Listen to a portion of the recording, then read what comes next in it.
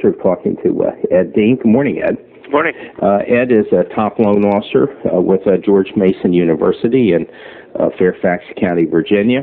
And my understanding from the background and talking to some of your cohorts is you're around 31 years old. You specialize in new homes, and you have been consistently for a while cracking that $100 million barrier in volume. And I don't talk to a lot of new homes people, and so I'm always very interested because, as you know, and I have worked in both sides of the market with realtors and with new homes many years ago, that it's a completely different type of culture and different things that you have to look out for, different ways to prospect.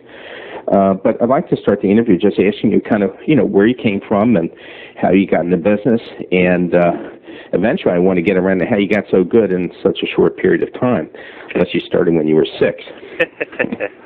Well, my background, actually, I come from Clarksburg, West Virginia, which is about 120 miles south of Pittsburgh. It's in the north-central part of West Virginia. And you're a coal mining boy. Pardon me? You're a coal mining boy. Coal mining boy. Yep, grew up around a lot of coal miners, actually. Mm-hmm. And I was educated from an undergrad standpoint at West Virginia University. With a I have to interrupt. I do this all the time. You'll say, consider it, I believe in many a poll over the years as one of the wildest schools in the country. It was rated number one party school in the nation. Congratulations. In the 4 years that I attended. But I'm happy to say that I struggled through that place. No, I'm just kidding. That I actually went through my education within a 4-year period of time, the standard time it takes to graduate. And that was a stipulation put onto me by my family that they only had the money to pay for 4 years. So when I attended, I had to be fairly structured. Oh, come on. I'm going to check deeper into your background. Yeah. We'll have a second interview on you. I actually had a steady girlfriend all through college, so as you do or do not know, that tends to calm you down just a touch. Yeah, but I was a fraternity guy. I was a Phi Sig. Yeah, good. And we had actually the outstanding chapter of the nation for 3 of the 4 years that I was there. I won't ask what category. We'll get beyond that. But no, I did both. I studied and I partied hard, so we had a good time. But my background, actually, my interest was always in mathematics, so accounting was my strongest area. Math was my strongest subject all through all through college, or even high school, going into college, which drove me in the direction of an accounting degree, thinking that my goal was ultimately would be a CPA and work for a CPA firm. So I continued on, and after undergraduate school, I decided I'd go ahead and get a master's in accounting from West Virginia University, and so subsequently just started that fall semester after undergrad in 1991 to pursue a master's in accounting. I got through a semester, and a family member, my mother, actually was diagnosed with renal cell cancer, and decided to take the world in my own hands instead of being reliant upon them to financially support me at that point, even though I'd always worked numerous jobs through college. And that sort of kicked off the beginning of my career. I went to work for a medium-sized CPA firm and then attended grad school, switched from a master's in accountancy to an MBA at West Virginia Wesleyan so that I could go to college at nighttime and work during the day. Once I worked for the CPA firm, obviously it pushed you to sit for the exam. I sat for the exam, but not only do you have to pass the CPA exam, you actually have to practice for a period of 2 years in West Virginia in order to be licensed. And I chose not. I took the exam, but I chose not to practice publicly for that 2-year period of time. Any regrets on that? Pardon me? Any regrets looking back on that? None whatsoever. I passed the exam, which was my goal. Yeah, which is it's a 6-parter. It's like that. It says at one point in your life you studied extremely hard for a test and passed it. That's what it means to me. It's a good, it's a good test of your skills. I studied quite hard for it. I took the Becker review and all that. But my personality was not geared towards accounting, and I quickly realized that where I wanted to be in the accounting field was where most people spent 12 to 15 years to get to. My challenge was I wanted to make a living. I wanted to get married. I wanted to be able to afford a house and do the normal things that you want to in life, but I wasn't willing to wait 15 years to get there. That was the difference. My attitude has always been one of an overachiever, one that's I'm not going to accept where I am today. I'm going to grow to the next level. And I was frustrated at the structure, within a CPA firm. Most of the partners that I worked for had been, it took them 3 to 4 years to be a partner. In early 1990s, the accounting field was very plentiful, and it took you 12 to 15 years to to achieve the same goal of the partner that you were working for, it took only 2 to 3. And it was a very objective, you could spend 10 years in a firm and do an excellent job for 10 and have a problem in year 11, and it could arbitrarily be decided that you're not partner material, whatever. It's like being a captain between wars. You're going to become a major after about 15. Yeah, I was always an individual, with the world being so political, basketball, even in my hometown playing high school basketball was very political, it's who you were, that type of thing. And I always loved individual sports. I always loved golf. I loved tennis. I liked the individual thing where you could go and either you won or you lost. And nobody could arbitrarily determine that someone was better than you because the game determined that. So I liked that. So I actually had an opportunity to go work for a small bank, about a $5 billion bank in West Virginia that was called the Empire National Bank. It was originally a family-owned institution locally in Clarksburg. The chairman of the board was originally the president and chairman of the board was Cecil B. Hyland, who his family founded the bank in the early 1900s in West Virginia. And he still, I think he was like 76, 77 when I started there, and he was still chairman of the board. A young guy, actually, who was a friend of mine, who just became president, sort of set a new precedent in West Virginia. He was an Italian bank president at age of 30, which was extremely, extremely unusual. I won't ask the obvious. Was he from Sicily? I'll get a lot of calls. Just a joke, folks. But he strived and he did an excellent job. Actually, he took the bank. It took him 100 years to make their first $1 million. He did that, and it took him a year and a half after that to make their second $1 million in a year's period of time. So he was a very bright accounting-backed. Actually, worked for a public Big Six firm, Main Herdman, when they were in Clarksburg, actually doing bank auditing. Got his banking experience from that side of it. But anyway, I'd known him through the country club where I'd worked for 7 years as a child, and he chose to approach me about joining the institution to do commercial loan analysis and set up a new computer system and work with the bank in that regard. Quickly after I was hired, they decided that the bank was really going to try to focus on opening a mortgage banking division. And I've had What year was this? This was actually 1992. Okay. The bank did not have a standalone mortgage company or an independent department even to process the loans. They were actually. But you knew at that time a lot of banks were moving that way, of course. Yeah, they didn't want to hold stuff in their portfolio. They thought there was money in the business, and they were going to move in that direction. They hired a consultant that was named Carl York from a bank in Morgantown, West Virginia, which is about 30 miles north of Clarksburg, who had just retired at age like 56 or 57 to come in as a consultant. He and I actually consequently met in the lunchroom of the bank and just had many communications back and forth, having nothing to do with work, really just, I'm a young guy, he's an older guy, how'd you get where you're going, where do you want to go kind of attitudes. And he decided that my personality and tenacity was probably a good fit for an origination side of that bank, and that they really didn't have anybody targeted to run that department and take that position. But I was at that point only, I believe, 22 or 23 years old, so I was fairly young. But I had the contacts because I grew up in Clarksburg my entire life. I'd always worked 5 or 6, different places and jobs. At one time, I was very active, so I had a good name. My father was very involved in the community. He was the state director for the Easter Seal Society. So I was known.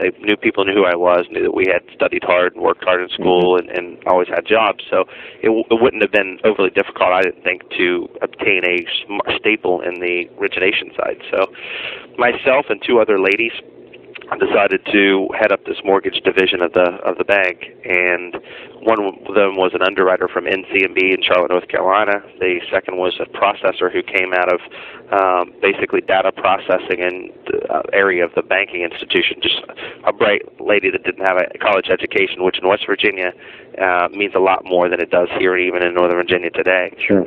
Because there's so few good jobs that they try to weed you out in some degree of some fashion, and that tends to be education. And they paid you less and got away with it. So skill, even if you were the best at what you did, if you didn't have the degree, they could pay you less, and they were able to get away with that. And even to this day, I still believe that's partially true. Absolutely, except in that northern piece, heading up from Virginia, where everything has kind of changed there. The rest of it's like a throwback of 200 years, literally. Right. The mining interests just own the joint. Right. Anyway, sorry to interrupt. We went through and basically created the department, and myself and the other 2 ladies, Shelby Mushin Nancy Grimm, basically were solely responsible for the origination, processing, closing, shipping, funding, everything of our entire loan portfolio. Obviously, those tasks, being the three that's responsible for doing the whole thing, was a great experience because we actually sold loans directly to Fannie Mae through their internet system. Actually, when the internet at that time, it was just a direct link to Fannie through a dial-up modem that we actually were able to link into Fannie Mae and to sell our particular loan on an individual loan basis directly. I love it. It's so archaic, and that's wild. It's a bank portfolio product, and serviced their own product, so we didn't sell everything service released. We actually retained it. So even if we sold, we may actually retain servicing in a lot of cases. The bank's goal was sort of to build up. They saw value in the servicing associated with the loan. But you put them into a mortgage-backed security in case you had to sell them, right? Correct. Yeah. Yep, okay. They were always securitized, and so that the experience was basically my side of it was initially for the first 8 to 12 months was just helping get it set up. We set up we had a computerized system. I'm trying to remember the name of it at this point. I was responsible for doing all reports to the board of directors, sort of basically laying out, what we're doing, where we're going, all that kind of stuff. But I was so young. I mean, I was 22, 23 years old that we actually had a vice president that was over our group, but at the same time, his responsibility was to pull out a failed bank branch that was located about 25 miles away in Grafton, West Virginia. So his focus and main responsibility was to pull out this First Bank of Grafton branch, who our bank had acquired through an RTC sale. And it was, basically just digging through the commercial loans to see what was good, what was bad, and making sure you got insurance on your properties. But he ran the whole bank. It was almost like a bank itself because it's in a small town. It was a major staple branch in that town. I know the town. Pardon me? I know the town. Yeah. It's weird. So he was basically focused on that, not on us. We did fine. We actually grew it to be, we had the #1 market share in our hometown. We were doing about $13 to $14 million a year, and that included, what I did, and as well as what the various branches of the bank actually were doing. They all came through our department. So there were other originators at various branches sites. They didn't do it as we do it today in terms of you didn't go out into realtor offices, you didn't go out and stomp on the streets. Which was really odd because I come from a family. My sister has been in mortgage banking for 20 plus years, and ran actually post-closing and shipping for a mortgage company for 13 years, and prior to that did title searches and worked for an attorney in real estate settlements, and subsequently in the last 6 years of her career she's been in origination. So my brother-in-law was a controller of a mortgage company, chief financial officer, so I had the knowledge of what they were saying that we should be like in the direction we should be going in from a big D.C. basis, and I was trying to scale that into a West Virginia group. And the challenge was the mental attitude. Even though the bank president was very young, he never had been a lender prior to accepting his position as president of the bank. So he had never lent commercially, residentially, installment finance, none of it. And the challenge was that if you don't have that lending mentality from origination standpoint, you don't really understand what it takes to go out and get the business. And we were just, even though I think we could have been very successful, the bank wasn't committed, in my opinion, to supporting me to the degree that they need to. They wanted to know where you were at all times kind of thing. They didn't want to give you a cell phone. They didn't want to give you a pager. They wanted to control you. They were under that old mentality. Nothing like making a friend. Yeah. So I decided fairly quickly that I put a deadline on myself that by January or February of 1993, if they had not turned things around in terms of letting us take control of our own destiny, in terms of our days and how we manage our time, that I was definitely going to be making a move because I was an independent person. I'm one that I'm not a good person to control. I'll be here from 7 in the morning till 10 at night if that's what it takes. But I'm a free spirit. I want to go do it on my own. I want to be able to make decisions. I want to be able to grow and go, and I don't want to be controlled by policies and procedures that aren't efficient. But you're willing to be held accountable on the flip side of the coin. I had no problem with accountability. But the challenge was there was always only one way to do it, and it was the old school way. And so I thought I'd try something new, and I made a commitment to move to Northern Virginia in 1993, and that's when my origination career really started to kick off. I wish I could. I'd like to purposely interrupt here. I don't think I've ever heard an introduction like this. I tell people usually at the end of this, sometimes I really tell them off tape, but I don't think I've ever done an interview, and I've done I can't remember the names anymore of everybody I've interviewed, but I don't think I've ever done an interview where something new didn't come up, or even if it was the same old stuff, that it wasn't articulated in a way that really came forward here. And I have to stop that and say, I don't want to stop the interview, but I want to make a point, and I think everyone out there that's listening to this is absolutely going to agree. I rarely have seen a work ethic like yours that has come through. You've never mentioned the word. You've never even alluded to it, except in, I think, in one piece you said something. But you have an incredible work ethic from the very get-go. And so you've actually already answered my question that I posed earlier to you, and how you can be so young and be cranking out 100 million a year. You've already answered that by the things that you've said. And I think there's a lesson out there for the people who are listening. And so let's kind of continue. So you got up to Northern Virginia here, up into the big money boys. Up into the big money boys. Oh, yeah. Heard the opportunities were that you could make $100,000 a year. You joined us. And I was just fascinated by that. Oh, yeah. Coming from small town, West Virginia, that was just a huge opportunity. I had never, the reason why I fell in love with mortgage banking and the opportunities that it presented were that there were no limitations. How hard you worked and what you did was a total, and your compensation were a direct correlation. So there was nobody cared what your upside was. It wasn't like a corporation where you grow to a certain level, you get to be EVP and you're capped. There was no cap. And that was amazing to me. And I actually was so naive, I honestly think, back in 1993, I didn't understand how competitive. In my hometown, we had 7 mortgage companies, and 3 of them didn't have a lend. And I think the other three other ones didn't have originators. So, it was pretty much old school banking. You walk in the front door, where's the mortgage sign? And you walked over to it. It wasn't relationship based. And I came here and I thought, hey, you know what? If you can communicate, if you dress well, just normal, represent yourself well, and you could communicate to individuals in a confident manner and have a basic knowledge of what you're doing, you can succeed in mortgage banking. It's by far never. Everybody will continue in these interviews to say that it's not a rocket science. It never has been. But it's a communication business. It's really primarily what it is. It's a relationship communication business to me, and that was, I thought I could own Northern Virginia. I didn't have any limitations or any bias. I never knew anybody that failed. I didn't know you could fail, honestly. I didn't know that an originator could come down here in this business, go out on the streets, and not make it. I didn't understand that. I never even heard that. So that was actually a benefit to me. I think being younger, being naive now, I did look young, too, so that was a challenge. I was 23. It is. That is a negative in the business. You're right. I've known people that grow mustaches. Yeah. I got glasses. First of all, I couldn't see. And then, second, so the other option was contacts. So I actually got glasses because I was driving on the Beltway and seeing at night I couldn't see. So basically that was my intro into being a little older, was the glasses. It changed me. It aged me by at least 4 to 5 years. All right. It really changed me. So it gave me the confidence. The other thing that I did that really made a difference was the people that I went after for business were younger people. So my first major hit in terms of an account was Ryan Homes. Ryan Homes had their own mortgage company here in Northern Virginia. That's right. But they were unsuccessful at really capturing the business. Their originators did not go out of the office. They sat in the office. They found out that 12 sales happened the week before. They would get on the phone, if they were aggressive, and most weren't, and call those customers. If not, they'd just sit back and wait for those customers to call. Hey, I bought a house this weekend. Fine. When do you want to meet with me? Monday? Great. Hang up. And they, did you get a loan package? Great. And that's how they did it. I actually went out and formed relationships with about 30 different agents with Ryan Homes.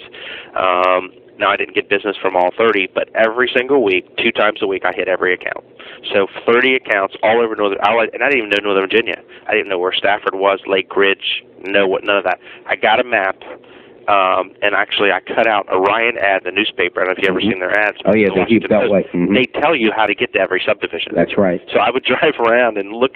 I finally created a route, basically. I used to tease my mom. I said, Mom, the only difference in what I'm doing today and what I did as a 10-year-old on the paper route is that today my paper route involves money, and then it involves newspapers, because I'm still doing a route. You're passing out rate sheets with rates on them to try to capture the business, you know.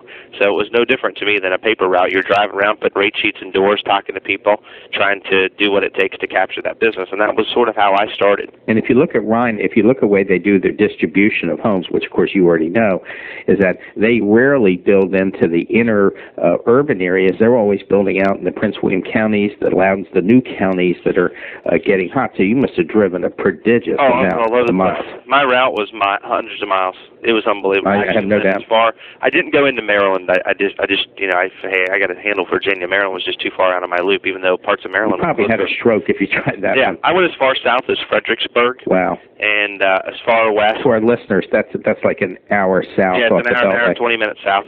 I did a ton of business in Stafford and Lake Ridge, which is 45 minutes south. Right. And I actually went as far west as Gainesville area, because I was just starting to kick in. And then, you know, I went in as far as Arlington on the inner city side. Mm-hmm. And, you know, but they didn't, you're right, they weren't doing much urban. They were doing more suburban building, and they still do to this day. But that was my first hit. You know, they were, and actually, they were just impressed by the ability for somebody to come out and see them and really want to work with them.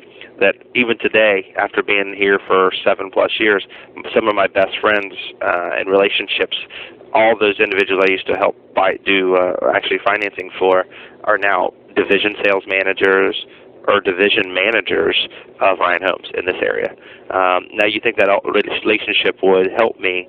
It did tremendously help me grow. But the side of it is they own their own mortgage company. We help make their mortgage company more successful and taught them how to do the business. That's the bottom line. Once we were out on site, we were always the company they were comparing people to. Well, you know, George Mason and Ed Dean, they come out every week. They do this, they do this.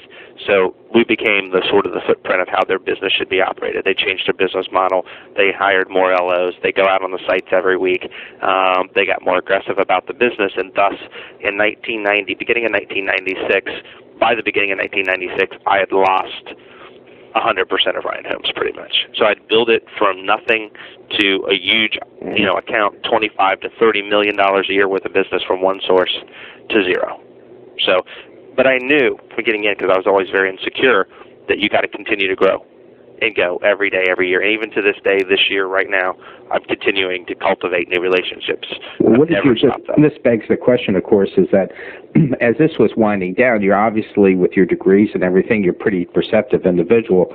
You must have seen at some point that it was a self-fulfilling prophecy, as you said, where you're eventually going to wind yourself down. At what point did you see that, and then how did you react to that to get up where you are now? I think it's depressing, actually, to tell you the truth, when you put so much effort and so much time into it, and that's where the maturity and age kicks in, where you say, you know what, it's a business. It's like anything else. It's a business. You got to treat it like a business. It's not a personal venue. It's not someone saying, hey, I want to work with you. Every one of the people that I work with absolutely wanted to work. Even to this day, I get calls. They want to send us 100% of the deals, because we never didn't close every single deal that I ever took in. I took it as a personal responsibility that we cannot screw this deal up. If it's a bad transaction or it's not going to work, we kick it out in 30 days. If we can't, then we're committed to it, and we're going to carry it to the end. But I realized probably about a year and a half into the deal that you need to go out, and I needed to go out and continue to cultivate additional business and relationships. I tried to do that, but it's difficult when you're calling on 30 accounts a week, twice a week in a lot of cases, make it a good living off of it, to be smart enough to say, you know what, I need to quit calling on the 30 accounts twice a week, call on them once a week, and go find 30 more that I'm going to live off of from 1995 to the year 2000 or whatever. I see. So that's what I did. I said, you know, Ryan, I can't give you the attention. Plus, you form a relationship as a friend. I say, hey, listen, you know, Steve, I'm going to come around, but your company's focused on this. They're focused on getting rid of us. I'm going to be there for you to the day you don't need me. But I'm not going to be here every single day, 3 times a week. Hey, I don't care if you come by once a month, you know. Fax me your sheets, take care of my deals. I don't care if I see you. So the mentality got, once I developed a reputation, most of the people I did business with didn't even care if they saw me. They just wanted to know that I was on the back end, going to call people back promptly and handle business like I always had handled it. So I used that time to live off them as I grew in other directions. And I realized, as I saw other people around me succeed, that, and one of the names you'll hear of in our market is David Oliverio. Yeah, I know Dave. David's been around for 20 years. He's actually my oldest sister's my half-sister. It's her first cousin. So he is, the mortgage bankers of all mortgage bankers in Northern Virginia. He's made a living at this business very successfully. Is he with SunTrust? $100+ million a year level for 18+ years. Is he with SunTrust? No, he just started a company actually. Oh. He partnered with a cousin and they spun off. He was with Fort Worth Mortgage for 15 years, right? So he spun off and did his own thing. But David always worked with realtors and spot business. So I started cultivating the realtor-based business and grew myself to be, a 20 to 25 realtor-based person. And then I wanted to grow it. I matrixed it out on numbers. I like builder business because I want a pipeline. I like knowing that a year from now that I'm going to have $15 million worth of settlements because I'm dealing in new homes. I like new homes. We do reports for them every week. I have a system that just works on new homes. So I like that. But you also need the realtor-based business for the quick infill when a builder, like in this economy right now, they can't build a house till March of next year. They're already sold out. So we have a huge inventory problem. If I didn't have a strong realtor base that's feeding me $2 to $3 million or $4 million a month of spot business, is what we call it, then I would have, it would be more difficult. So the key to this, in my terms and mentally my success, was you not only have to develop realtor business, you have to develop builder business. And not only do you have to develop a builder business, you have to continue to go after, cultivate new realtors and new builders, and any other aspect, either personal marketing through your database, marketing your old clients, hit them once every quarter with, hey, ask for the referrals, that type of thing. The other thing is look for other avenues. In our industry, construction financing in this area is huge, which is basically a loan to an individual. That's big because no one. Now, eventually, what happens?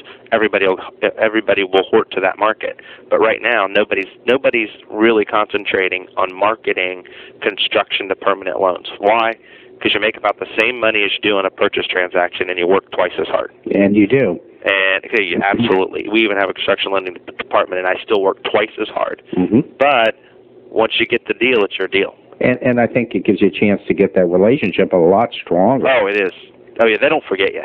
A realtor, an individual that goes out and buys a house and you close in 2 weeks, they don't know who you are unless you stay in front of them in a year. A person that you help build a custom home, they know you for eternity. Yeah, they're your buddy. Really, they are. It's a relationship. And if you take care of them, I just had a real good personal friend who did a rehab loan in North Arlington that I helped, and I gained a builder out of it.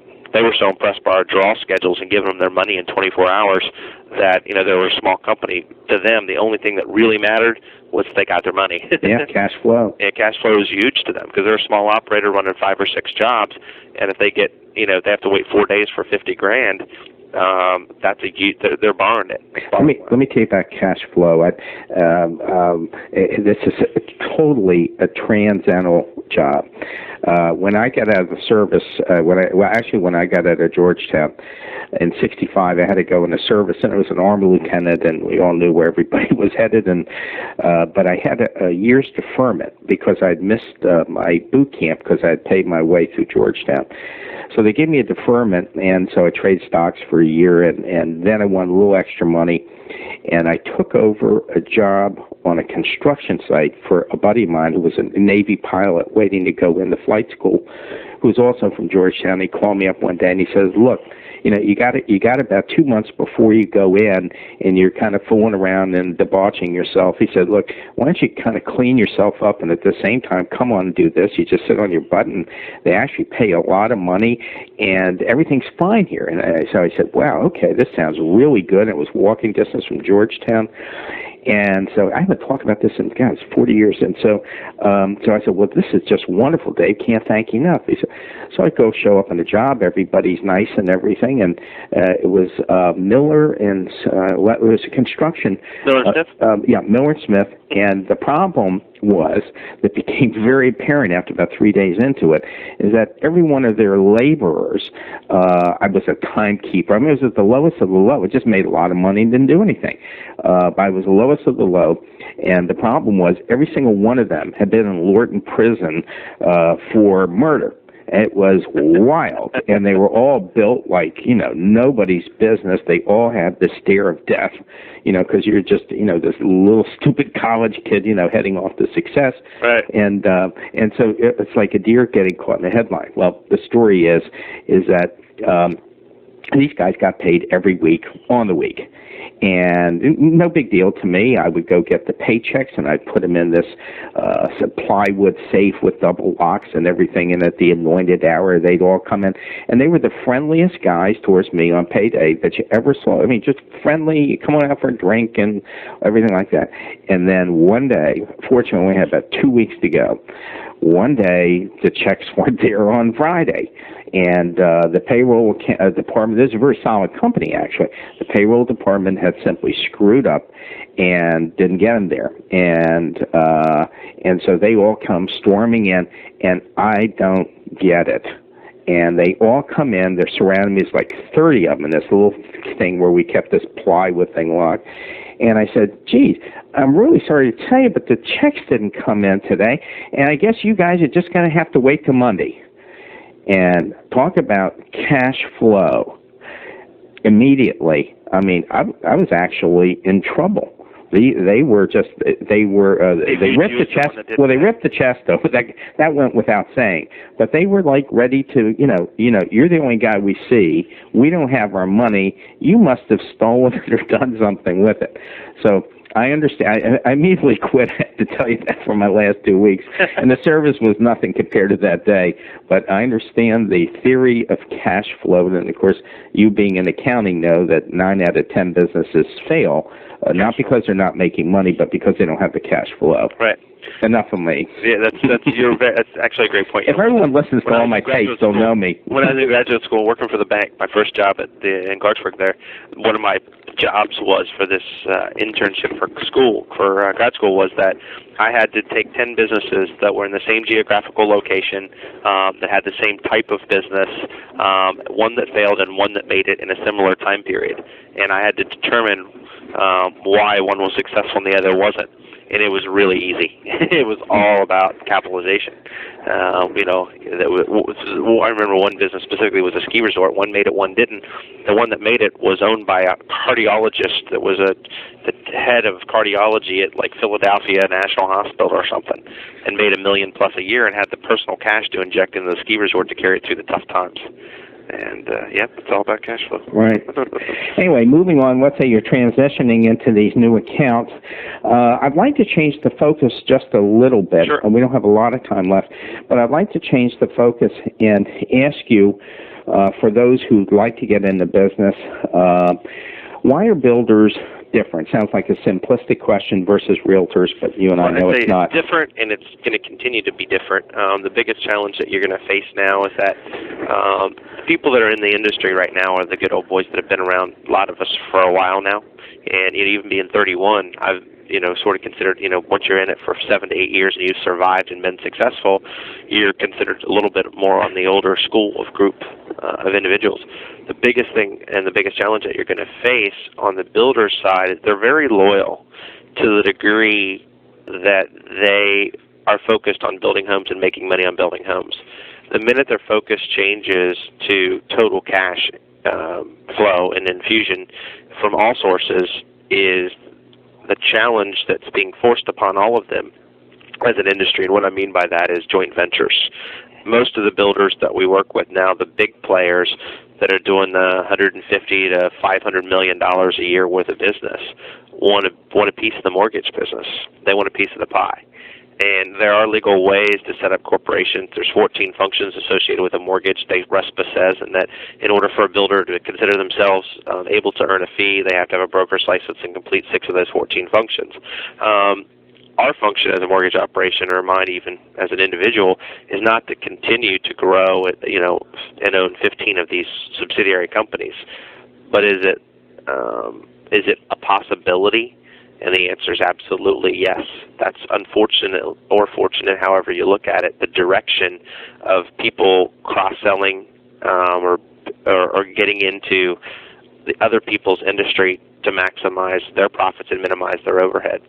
So the builder business is primarily their focus, most of the big good ones are, we want somebody to be reliable, to offer every product, to approve 100% of our loans, to not deny none of our loans, and to cultivate the account and always be there for us.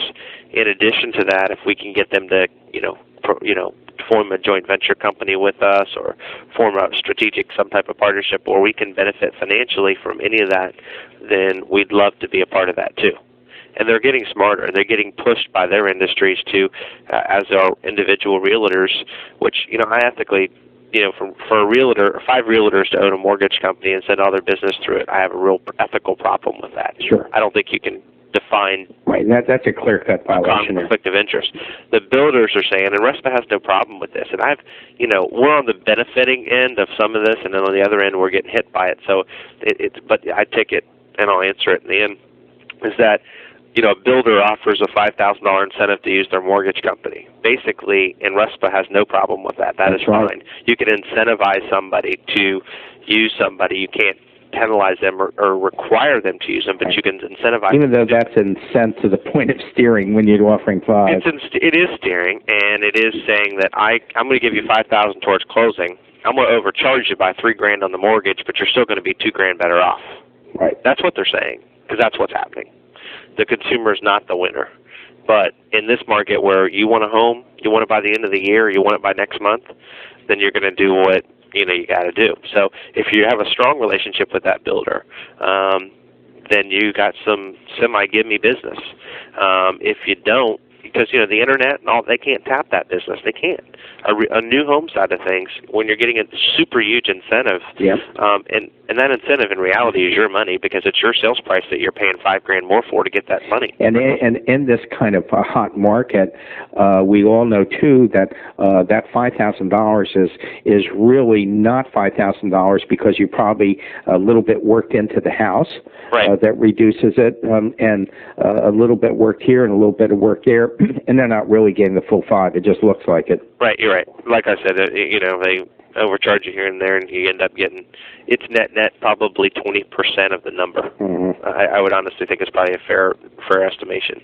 But that's the industry, and that's what we're up against. So the question is, do you focus on starting joint venture companies? Is ultimately what you're going to have one huge mortgage corporation shell that's basically a marketing, accounting, product, underwriting, processing corporation that manages 18 different builder subsidiary mortgage corporations.